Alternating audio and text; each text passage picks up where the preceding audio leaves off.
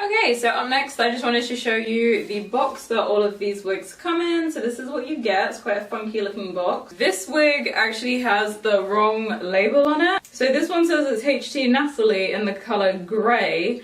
However, that's how it comes packaged. That is not the wig that we have in here. It also came with some eyelashes as well. So the wig actually is HT Margaret in the color SOH 627613.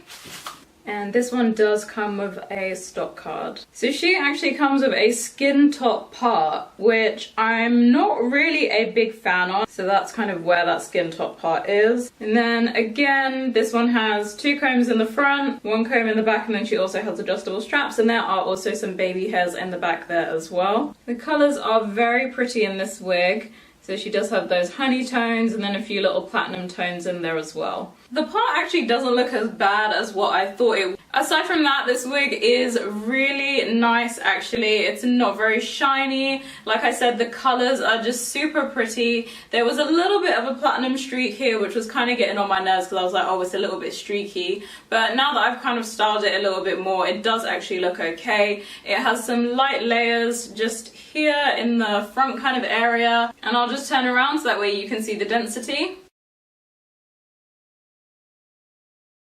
So the dark roots don't extend all of the way throughout this wig.